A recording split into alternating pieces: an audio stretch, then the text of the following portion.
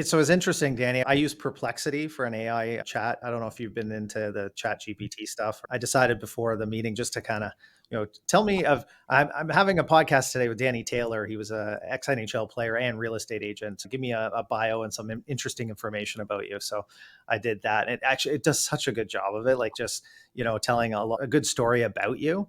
And so I picked out interesting things, and I'm just curious personally, and whether or not we use this for the podcast or not, but so you played in the World Junior Hockey Championships for Belarus, is that right? Yeah, and not World Championships, not the World Juniors. The tournaments every Yeah. year, right around the first round of the NHL playoffs.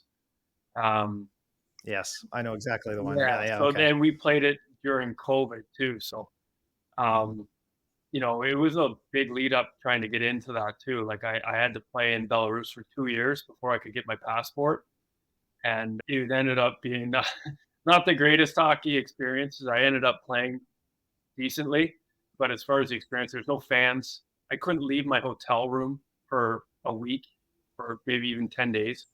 Yeah, it was serious cabin fever, and we all had to almost grab all our lunch and breakfasts and dinners and bring it back to our hotel room. We actually couldn't eat together. So, um, supposed to be one of the best experiences of a lifetime sometimes for hockey players, but it wasn't that enjoyable.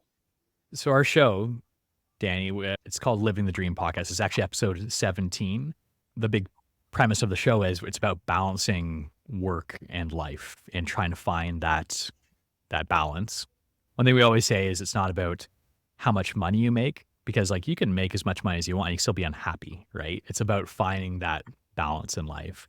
I'm really glad we could bring you on today. Danny Taylor is our guest here. He's one of our realtors at our Kingston office. He's I'm going to say fresh to the scene. When did you start, Danny? I got licensed in 21. So you're like, again, you haven't been doing it long, but you became very successful very quickly. And that's extremely impressive. And it's something that's very hard to do. It's a very difficult industry to crack into, especially if you're not from like the area that you're working in, like originally, right? Like, a lot of people have the advantage where they've been living in a town for their whole life. They get into real estate, they already know everybody, right? In this case, like when you came to town, you didn't actually know everybody, so you had to kind of overcome that obstacle, right? So one of the things that like I'd love to hear about is what your struggles were like coming into real estate in Kingston, just having to overcome that hurdle and what that was like. Yeah, I think everyone can talk about that. How it's not easy. I mean, if I was to transition from hockey into anything, I think I would struggle. Doesn't matter what it was going to be, but I mean, especially in real estate, I think you have to go out there and fail and learn by mistakes. I think that's kind of the best way I learned. I know I've just joined here with Century 21 over a couple of months ago now, but I guess I'd throw it back to you, Linus. Like I could tell you that a lot of the work-life balance only really happens is if you have systems in place that you can be just really efficient with your time. Full-time real estate agent in March of 22. A lot of realtors that I see don't have systems on the back end that they have a process for every situation that they come into. A lot of them are very similar, so you can kind of deviate from that plan. But I mean, we were talking this week about it, how, obviously you have a buyer journey, a seller journey, and almost everything in between. So if you can build out a system on your back end so you know exactly what you're going to do as a situation arises, you can be really efficient with your time. And I think as a real estate agent, that's probably the most important because your time is your money. And I want to get back to you, Linus, as far as bringing agents in and asking them those questions, asking them like, hey, what's your structure like?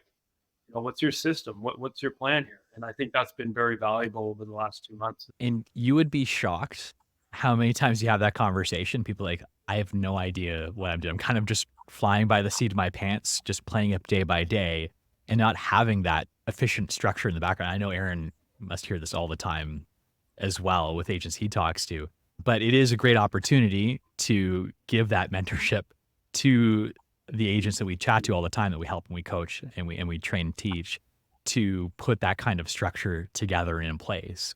And Eryn was doing a training seminar session that we posted publicly to all of our agents, which took 3 different agents at different stages in their career through that kind of organization accountability.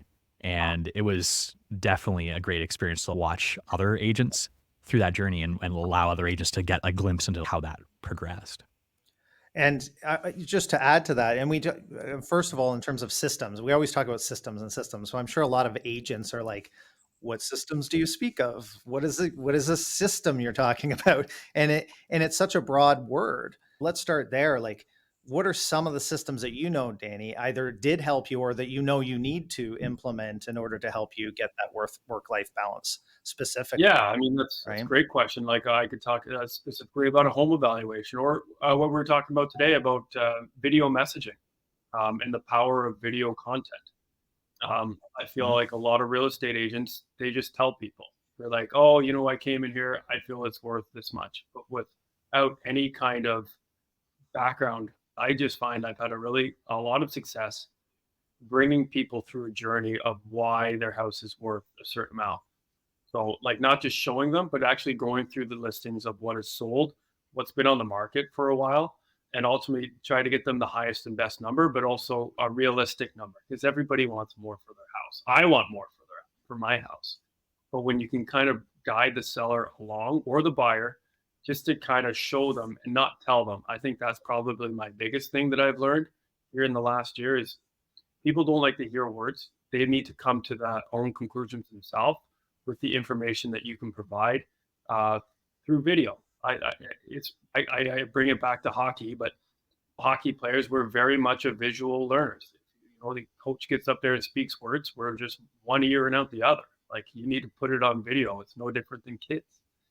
Kids like to show, not tell. Show them, and I've really implemented into my business, and I found a lot more success with. And it's easier conversations too with sellers and buyers when you can present video as to why a property would go for a certain amount. I love that answer, because I was immediately thinking the generic CRM systems, organization of your contacts and calling, and those are foundationally so important. But for you to come to the table with something that I would say is very creative and something that other people are not doing. So, and we often look at buyer journeys or seller journeys, and the way that and this would be both on the buy side and on the sell side, is where you can get on video, do a screen recording of the different comparable properties, and show them how these are selling instead of just providing a report in front of them. Like, that's so creative. I love that.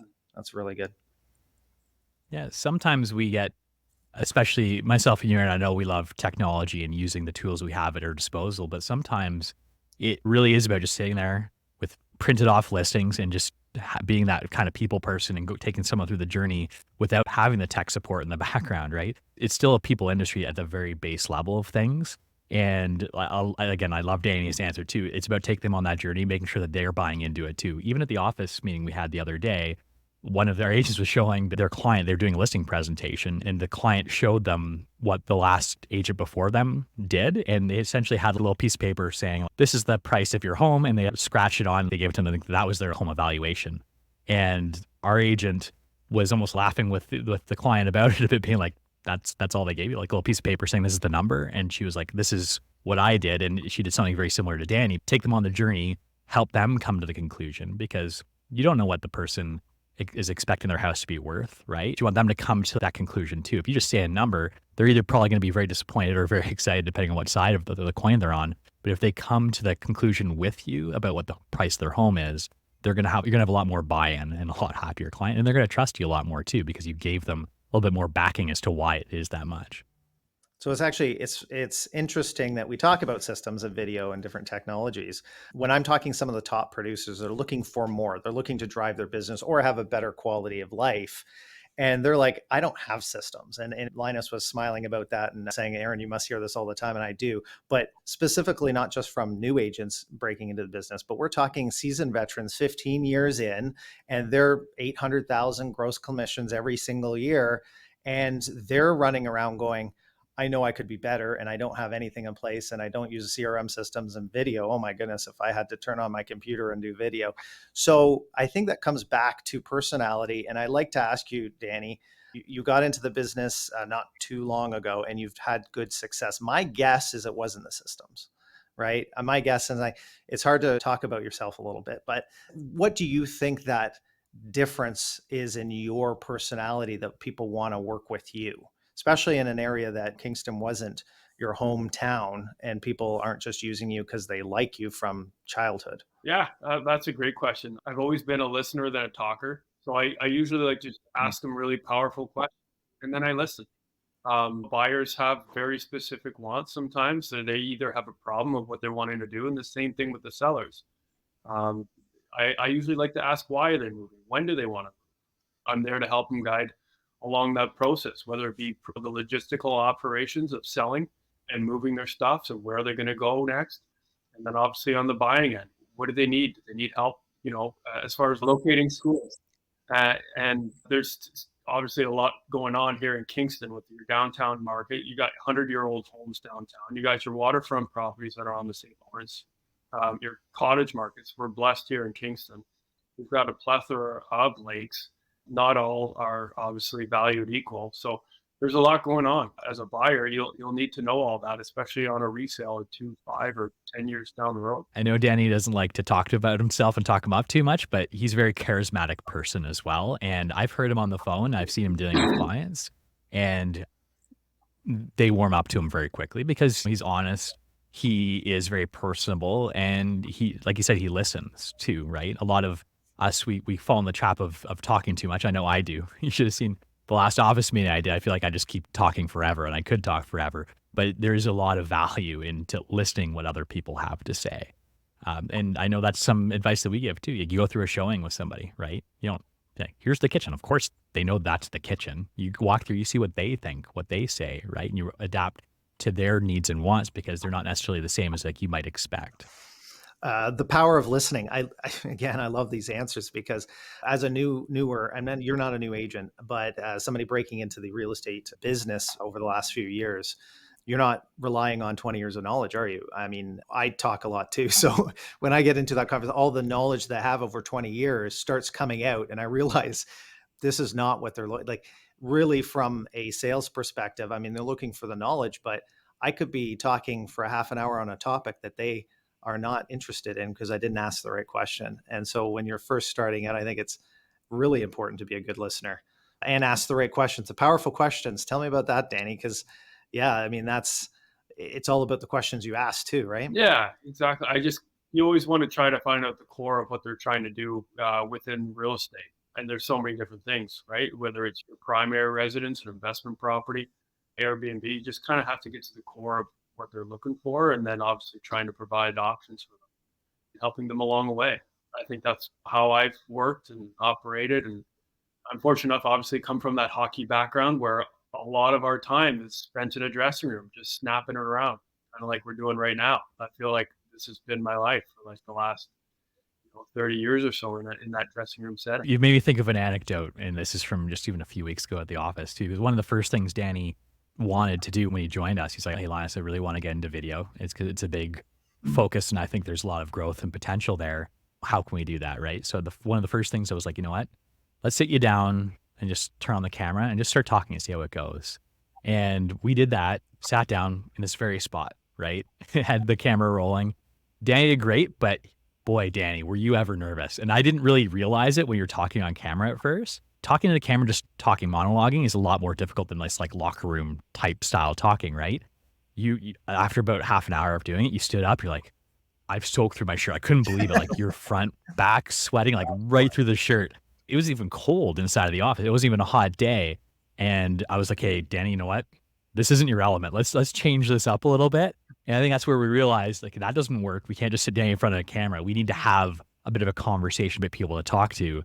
And we came up with a better strategy for you creating video content was to talk to people, right? And the first thing that we did is Melissa Foreman, one of our Centum mortgage reps, she was just staying in the office listening to like you try your hardest to talk to the camera by yourself, laughing at you the whole time. You're really tripping them here, after, yeah, brutal. Like I give credit to anybody that can actually get on camera and just start monologuing a conversation or self-talk. It's hard. Yeah, it is. For anybody, just be like, hey, sit down in front of a camera and just talk about the market for like 20 minutes. That's not easy, right? And even if you're just trying to like clip out a little bit of content, But Melissa was laughing at him, and they started talking. I was like, this is perfect. Why don't we get the two of you guys on camera talking together, right? Danny can talk about the real estate side of things. Melissa can talk about the mortgage side of things. And we did that, and we put it together, and it produced great content. They sat down for like maybe half an hour. We got, I don't know, 7, 8 social clips out of that, and it was like beautiful content. I'm like, hey, Danny, this is the best way I think for you going forward with video, is to do that as opposed to just sitting in front of the camera and talking, which is very difficult. Well, and I saw that, Danny, and I agree with Linus. It did work well, and you came across great. So whatever that change and that shift was, it worked. Yeah, credit to Linus for seeing that. You shouldn't be sweating during these podcasts, just talking about real estate. So well done. Your laundry bill would go up way too much, right? Well, and that's one thing about real estate. There's no set way of doing things, right? Like one thing that was like, he kept sending me reels, be like, hey, like you see this person in Toronto is doing this person in Vancouver is doing this, like this person in the States doing this for video.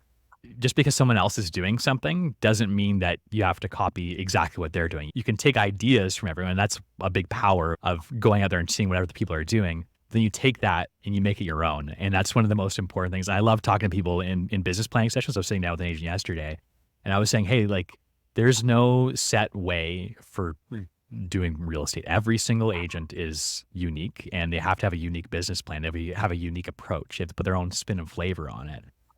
So that's one of the important things about, being a manager, mentor, or an agent, is being able to be adaptable and not feeling like you have to do something the same way everybody else does.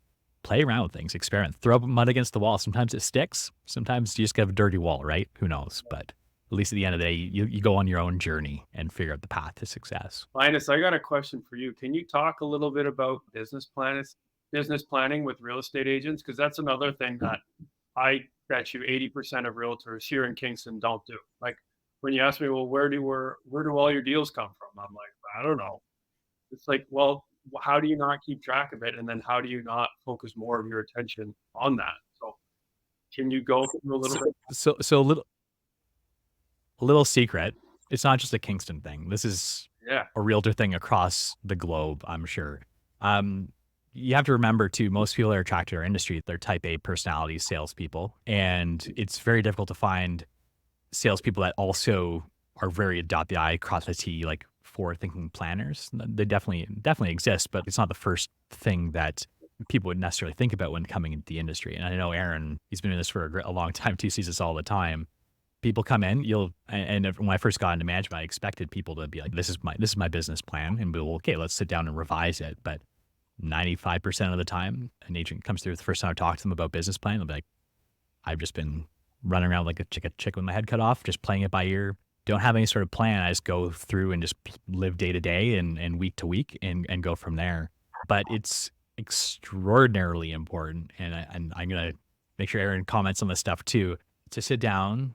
I'm going to say the beginning of the year, just because like the beginning of the year tends to be a slow time to look to see, okay, what are we going to do for the year going ahead for my business? And it may not be, hey, I want to double my sales, right? Like a lot of people, the sales. It's not all about that. It's about reaching whatever your goals are. That's the big thing. The first thing I ask anybody who sits down at a business planning meeting is, what are your goals? Because those goals may be, hey, I've got very busy life with hockey at the rink. I got to make sure I can manage that and still be successful. Maybe during the hockey season, you're traveling a lot. It's a little bit harder to do open houses on weekends, right? Like, how can we adapt on this kind of thing? But just try and figure out what your goals are, then try and get to know the agent themselves about what they like to do, right? Maybe, oh man, I can't stand door knocking. I never want to door knock. Then don't go door knocking. There's other ways to get business, right? So just trying to figure out what people like to do, what you do outside of real estate. You can tie a lot of your personal interests into your business plan, right? One thing you want to make sure you do is you want to enjoy your job. So come up with a business plan that can tie in the things that you enjoy doing and help you reach your goals, whether it's more sales, freeing up your time, becoming more efficient. It's a combination of all those things. And I'd say, I'm pretty sure Eryn's probably fairly similar on this one too, but setting up business plans for agents is one of the things I enjoy most about my job. I agree. I agree. And actually, it's funny because you were talking there, Linus, and I wanted to go into a business planning session with Danny and just find out where your business is coming from because I already know that your personality is going to get you business and you're not afraid to ask the difficult questions, listen to their concerns, overcome their concerns, and win them over so they want to use you, right? Somebody told me once if you can go away from a conversation and think, I'm glad I really spoke to that person, that you've done it right, right? You've provided value and they're going to want to work with you. So that's intrinsic. And I think most of the top producers are doing that already. So the question is if they're going to look at their business plan or look into getting a business plan, they're just looking for more efficiency. They're looking for a better quality of life, living the dream. And this is great. This is what this podcast is all about. So Danny, yeah, that question is where your business came from, especially considering, again, we will go back to, you probably didn't know a lot of people in Kingston. How did you put yourself in front of more people and build relationships? Yeah, that's a great question. I mean, whether it be on the phone or in person, I just tried to get in front of and talk about real estate with as many people as I could in a day. And it honestly, sometimes it didn't even have to be about real estate. It could have been just about, hey, how's the family? Hey, what are your plans? What's going on? It doesn't have to be, hey, you're looking to buy, looking to sell. Like it's a long journey with a lot of the clients that I first started with to the actual time that they, transact. I would say at the earliest, it's 6 months, and usually it's between 6 and 12. It takes time, obviously, from your first contact, from the time that they transact, and I think it's just getting to know them on a personal level. And I find How did you how did you put yourself in front of? Were you good at door knocking, prospecting, cold calling? Were you doing open houses? did it Were you all. Yeah, I did it all. yeah, you did it Yeah, all? did it all. Yeah. I would say more so now it's calls, trying to get people, obviously realtor leads that are there that are coming in. I just try to get to know them on a personal level, and then get them in person. I feel like once you kind of connect in person, then and then obviously, as to Linus's point, we bring them through the journey. You have a process of how you do things, and and then it's always ongoing changes. So, um, So Danny, today, if no business was happening and you knew you need to make another sale, what would be the number one thing that you go out and do? What would be the thing that today you'd go out and say, this is my jam. This is what I like to do. This is what I'm good at. What's that one thing? You need to make money today. today, You need to go out and get a listing or go and get a buyer. What do you think is the most effective way to get out there and get that opportunity? I can almost answer the question yeah, for Danny too, because I've seen him work. And first off, Danny has a great work ethic, right? He comes in the office. We have like our small talk, but then he like goes in the office, he sits down, starts making his calls. And Danny's very big into time efficiency, right? And you gotta be careful as an agent. It's easy. Sometimes you come in the office, start chatting to people, you start chatting to more people. And it can be a time waste if you're not careful. There's a lot of value in coming to an office, but being able to sit down, close the door, and be like, hey, I got to make some calls for the next few hours. You sit there and start calling people. Again, one thing I know Danny doesn't like talking about himself, like talking himself up too much, but he's got an amazing work ethic. And I can see that's one of the big reasons that he has been really successful in the industry. He's not afraid to pick up the phone and make the calls. And I think a lot of that probably stems from your work ethic as an athlete too. To become a high level athlete, you have to go through and be very consistent, very driven, very self-motivated. And self-motivation is, I think, one of the biggest reasons, and I hate to be negative, but one of the reasons that realtors fail is because they don't have that motivation to get up in the morning to do all the things. And Danny 100% has that. I think that's one of the things that's carried him to the point that you he's at say today. that though, but like what we talked about in our brokerage meeting yesterday, we called it the accountability partner. And I think that's Yeah. something that, most realtors don't have because there's nobody in this business that's going to tap you on the shoulder and say, hey, you need to go out there and do X, Y, and Z. At least in hockey, you had a head coach. You're like, hey, you need to do this, this, and this. You had a practice plan. You had somebody there. But in this business, it's tough. No one's going to tell you how or what or when and why to do it. It's on you. So how not No, accountability? and no one's going to fire you for not showing up to the office every day, right? Like you're accountable to yourself. And that is one of the biggest struggles for agents. Some people can be accountable to themselves, but it's difficult, right? Sometimes you're like, I kind of need to go grocery shopping or like clean the house today, or I was out late last night and I was sleep in. Like that kind of thing it's so easy for that to get away from you when you're running your own business as a realtor. So like Danny's saying, like having someone as an accountability partner, someone to be your head coach, whether it's a manager, a fellow peer, a spouse, a friend, whoever it is, try and keep pushing you. If you need that, is very, very valuable in this industry. Let's back it up a bit then, Danny. So when you were going through your professional hockey career, who was the best accountability partner you had, and of any coaches or maybe a fellow player? Do you have anyone that comes to mind that really helped you out? And maybe was there something that they did that really Yeah, resonated it's with a you? great question. I don't think, like, especially towards the end, obviously it was more myself, but then once you start having kids, you're not just training for yourself, you're training for your family, providing for them. Like, that's my biggest reason why. I've got 4 kids, 11, 9, 8, and 7 months. So they're a big part of my drive, and I love spending time with them. As hard as it is with four, I'd say that's a big reason why, obviously, during hockey and honestly day to day now too. Talk about the best accountability partner. When you get home from work and open the door and your kid comes up and asks you, how many people did you talk to today, Dad? How many houses did you sell Yeah, today, Dad? Right? So I'm sure that's exactly what they're asking yeah, you, right, Danny? But if you get them to hold you accountable, I mean, gosh, that would be the best accountability coach. Well, even just knowing, being like, I have to do well and put bread on the table for them, right? Like that's the unsaid accountability. I know a realtor that just recently started picking up his game because his wife just got pregnant. He's like, okay, it's go time. This is, and now it's not just me, right? I've got a family I'm gonna have to provide for, so I've got to right the ship a bit more and get more efficient and do all the things because I can't just be that chicken with my head cut off now that I've got a family that's relying on me, right? A kid. So it's a good question. Is your family bought into your career, Danny? Do they understand the nuances of being a realtor and that situation where you get that phone call and maybe what's your kid's soccer practice or soccer game? It could be the championship game, and you get the phone call and offer came in on a property. Do they understand? And how have you dealt with yeah. that? I'm pretty lucky here. I got parents on, obviously, my wife's side and my side that help out a lot. And honestly, it does really take a village. Our neighborhood too that we live in, big hockey family that we do live in, so they've been super helpful, which makes this job a lot easier when you do have that help. And even on the back end, anybody that knows my wife and I knows that she's had a huge hand in the back end of things on the organizational part, because you can't do this job alone. There's just so many moving parts, and if you want to be really good at it, you need help and you need the right people around you to make it happen and for the client experience, because ultimately that's what we're here for. It's making sure that they're taken care of. And it's really hard to take care of people when you don't have help on your back end to do some of the heavy lifting too.